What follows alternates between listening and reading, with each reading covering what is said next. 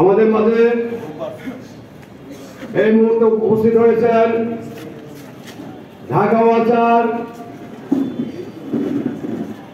Diploma engineer অ্যাসোসিয়েশনের সাবেক সংগ্রামী সাধারণ সম্পাদক উপবিভাগীয় প্রকৌশলী, যার নেতৃত্বে দীর্ঘ একটি মাস যাবৎ আমরা ঐক্যবদ্ধ হতে সক্ষম হয়েছি, সেই শ্রদ্ধাবাদন স্যার জনাব মোহাম্মদ হাসিবুল হাসান হাসিব স্যারকে কর্মদের মধ্য দিয়ে বরণ করে নেওয়ার জন্য আহ্বান রাখছি। সকলকে ধন্যবাদ। এখন আমাদের মাঝে বক্তব্য নিয়ে আসছেন আসাদ তরফদার, আহ্বায়ক প্রচার উপকমিটি। আচ্ছা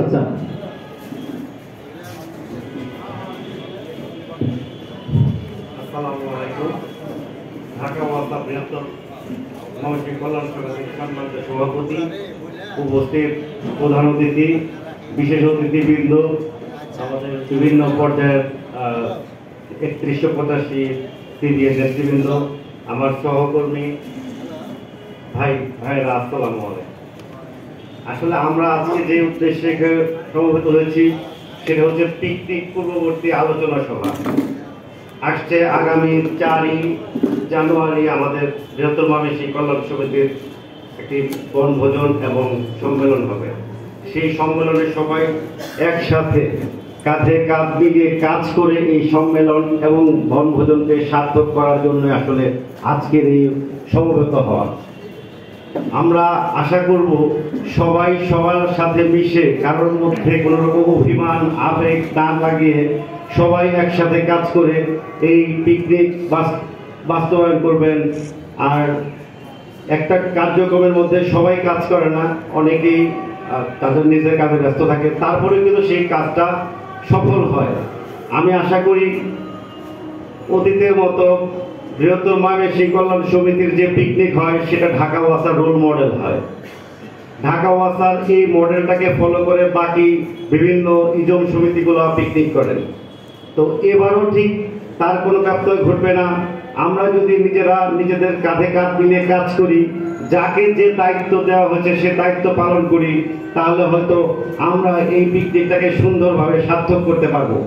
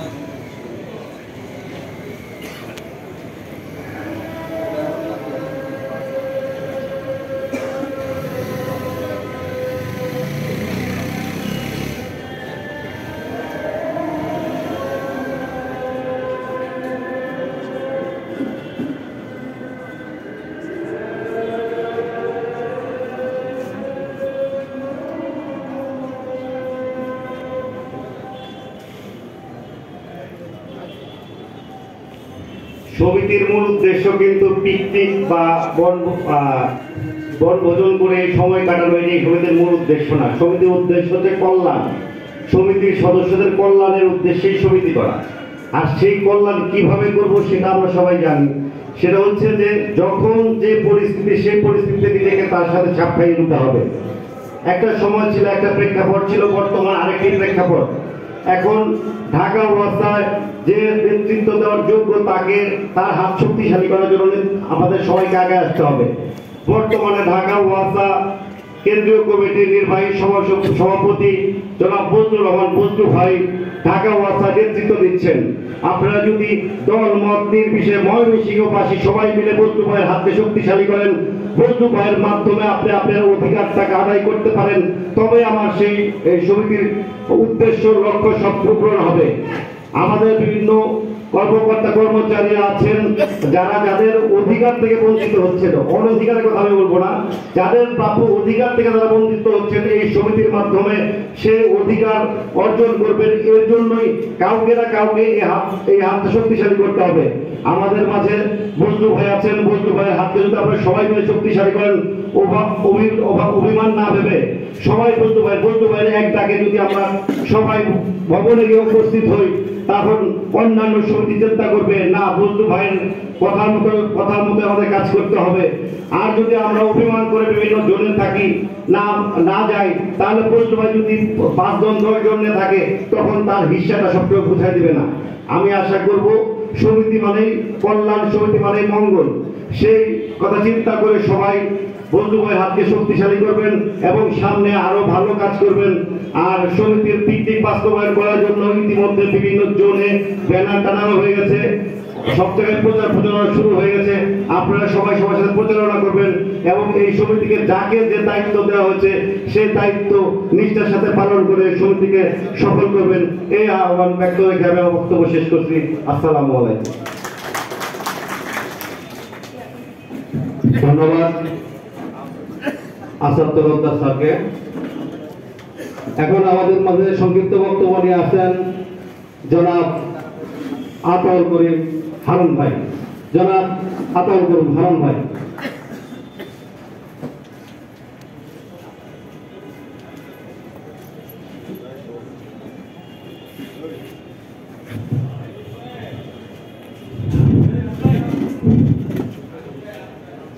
আউযু বিল্লাহি মিনাশ শাইতানির রাজিম।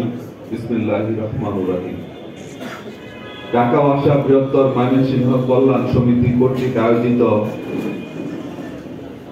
অঞ্চল জোন কর্তৃক আয়োজিত আজকের সবার সম্মানিত সভাপতি, আমার অত্যন্ত প্রিয় স্যার জনাব এনায়েত করিম স্যার, আজকের সভায় উপস্থিত প্রধান অতিথি হিসেবে উপস্থিত আছেন বৃহত্তর ময়মনসিংহ কল্যাণ সমিতির আহ্বায়ক কমিটির সম্মানিত আহ্বায়ক আনোয়ার সাত্তার সবুজ স্যার। উপস্থিত আছেন জাতীয়তাবাদী এমপ্লয়িজ ইউনিয়নের কার্যকরী সভাপতি জনাব বজলুল করিম। উপস্থিত আছেন ঢাকা ওয়াসা শ্রমিক ইউনিয়ন সিপির সম্মানিত সাধারণ সম্পাদক আসকার ইবনে শায়েখ খাজা। উপস্থিত আছেন ঢাকা ওয়াসা বৃহত্তর ময়মনসিংহ কল্যাণ সমিতির আহ্বায়ক কমিটির সম্মানিত সদস্য সচিব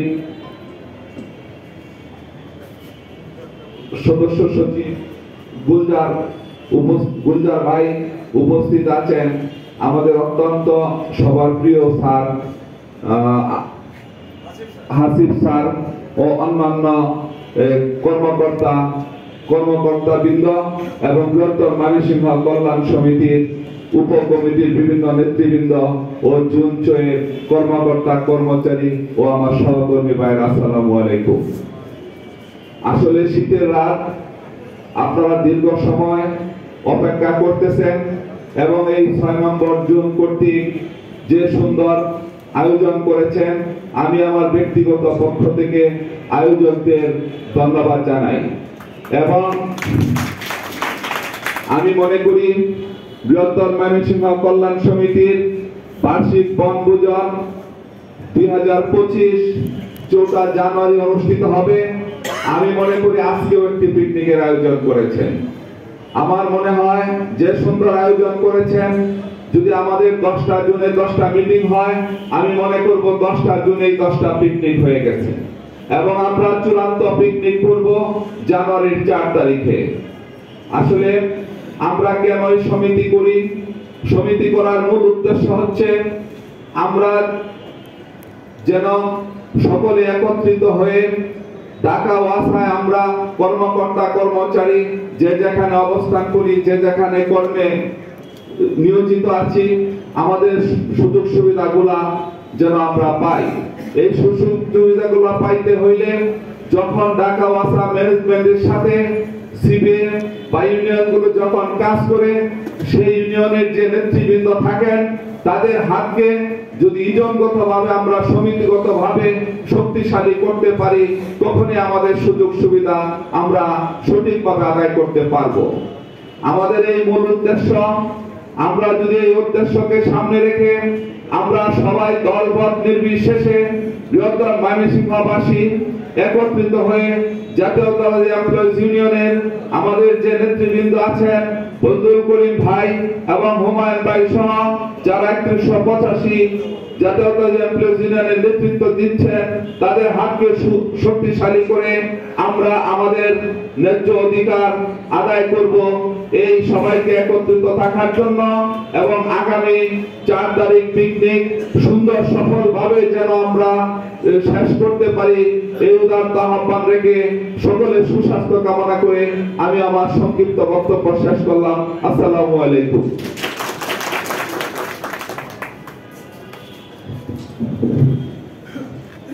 ধন্যবাদ আতাউল করিম হারুন ভাইকে। এখন আমাদের মাঝে সংক্ষিপ্ত বক্তব্য নিয়ে আসছেন আসাদুজ্জামান স্যার, আহ্বায়ক ক্রয় উপকমিটি। আসাদুজ্জামান স্যার।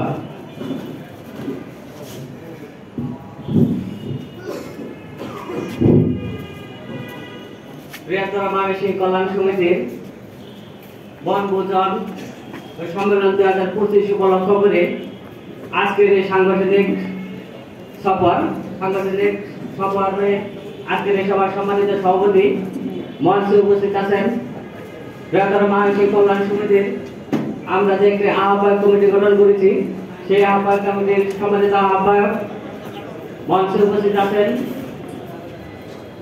জাতীয়তাবাদী এমপ্লয়িজ ইউনিয়নের কার্যকরী সভাপতি বজলু ভাই।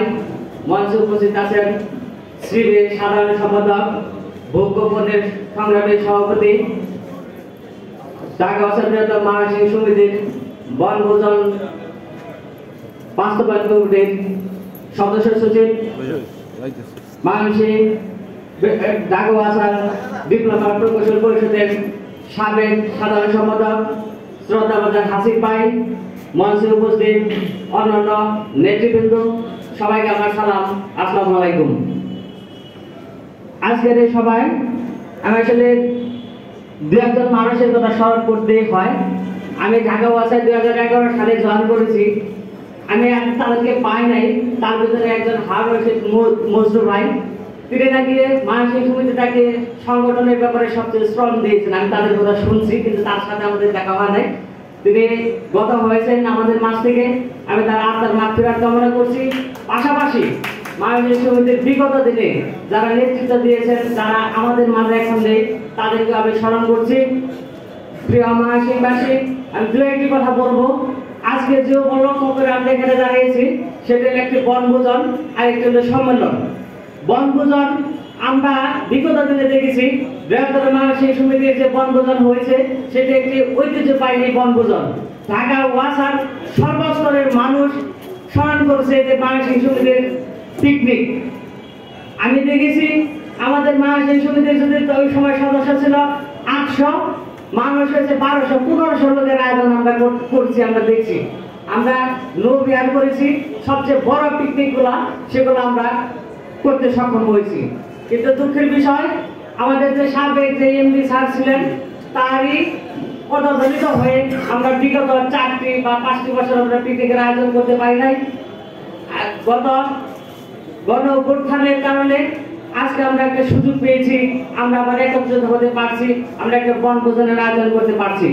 আমি আজকের এই সবাইকে আহ্বান জানাবো, বিগত দিনে ময়মনসিংহ বৃহত্তর ময়মনসিংহ কল্যাণের সমিতির যে বনভোজন, যে ঐতিহ্যবাহী একটা বনভোজনের আয়োজন করা হয়েছিল, আজকের দিনে আমরা যে 4 জানুয়ারি যে বনভোজনের আয়োজন করতে যাচ্ছি, সেই বনভোজনও যেন ঐতিহ্যবাহী আমার দ্বারা সবাই বলে যে না ময়মনসিংহ যে সুন্দর একটা পিকনিক করেছে, সুন্দর যেন হয়, সার্থক যেন হয়, এই আশা কামনা করছি।